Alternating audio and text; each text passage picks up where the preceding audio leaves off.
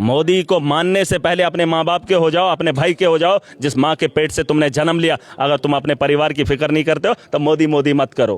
Political awareness देखो क्या क्या होता है, आगे चलने दो, वक्त के हालात हैं, चल ही रहा है, सरकार बनी है तो देखो अब कहाँ महराज मलिक दिखता था, आज बेबस क्यों दिख रहा है? क्यों, कब देखा बेबसी लाचारी, कब दिखी आपको? नहीं, सवाल पूछे ना। वो उस तरह का पैनापन नहीं दिख रहा। कहाँ जिस पे? तरह डोडा में दिखता था। अरे नहीं, जब अभी भाजपा खामोश है, विपक्ष खामोश है, विपक्ष जब हंगामा करेगी, विपक्ष पर सवालों को घेरा लाएगी, क्योंकि आज इन्होंने बड़े अच्छे सवाल किए। एक आदमी ने उठाया था, कब पता नहीं जम्मू की असेंबली का था, उसने कहा कि 2010 से लेकर, ये 2010 इनका बड़ा खूबसूरत लफ्ज़ है, 2010 से अभी तक वो ग्राउंड नहीं बना। फिर मंत्री जी ने कहा हम साथ में मिल के उस ग्राउंड को बनाएंगे, जगह अवलीगार जाएंगे तो ग्राउंड बना। कहते नहीं, ये कोई इसमें इंक्वायरी होनी चाहिए। मैं तो चाहता था इंक्वायरी हो, इनके साथ में जो बाकी लोग बैठे हैं ना भाजपा के, वही इसमें मिलाओ होते, उन्होंने ये बनने नहीं दिया। और ये जो ब्यूरोक्रेट है, देखिए बात साफ है, जो जम्मू कश्मीर की आवाम को लूटेगा महराज उसको नहीं छोड़ेगा, और पूरी ताकत से आवाज़ बुलंद करे। और सबका फर्ज है, अगर मुझे तकलीफ हो रही ना, मुझे कोई प्रॉब्लम नहीं है, लेकिन मैं ये चाह रहा हूं कि आपका पैसा लूट रहा है,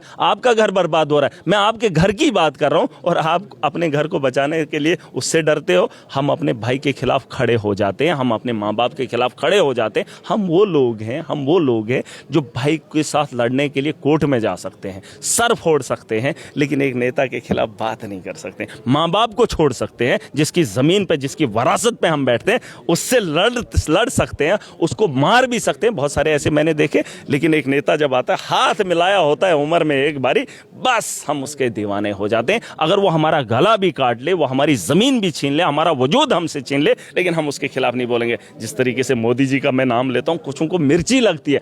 अरे उसने अगर हमारे साथ खिलवाड़ किया है तो हमें बोलने का अधिकार नहीं है। उसके जो चेले चपेटे जो जम्मू कश्मीर को लूट कर लेकर गए, तो उसका इल्जाम मैं उनको नहीं लगाऊं। या तो फिर उसके चेले, फिर पत्थर की लकीर होनी चाहिए, जैसा मोदी है वैसे वो लोग भी होने चाहिए। वो लूटेंगे तो हम बोलेंगे नहीं, हम मोदी जी को वोट देंगे। ये कोई तरीका है?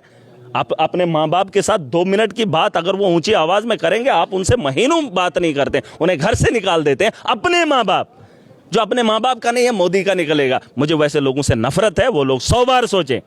मोदी को मानने से पहले अपने माँ बाप के हो जाओ, अपने भाई के हो जाओ, जिस माँ के पेट से तुमने जन्म लिया। अगर तुम अपने परिवार की फिक्र नहीं करते हो तो मोदी मोदी मत करो। चाहे मोदी की बात करो या सरकार की बात करो, क्या ही करोगे आप उतनी नौकरी दोगे जितने आपके पास डिपार्टमेंट नहीं है। यहाँ तो उतने नौजवान हैं जितने आपके पास डिपार्टमेंट ही नहीं है। अगर सारे नौजवानों को नौकरी मिलेगी तो सेक्रेटरी यहाँ अगर 500 MLA को लाएंगे या 1000 MLA को लाएंगे, तो इतनी जगह कहाँ है? उनके लिए तामझाम कौन बुनेगा? देखिए, जितनी ज़रूरत है उतनी की मैं बात कर रहा हूँ। आपको क्या लगता है बाकी लोगों को जीने का अधिकार नहीं? यहाँ मैं वो कह रहा हूँ, यहाँ तो रेडी नहीं लगाने देते हैं, रेडियाँ उखाड़ के फेंक रहे हैं।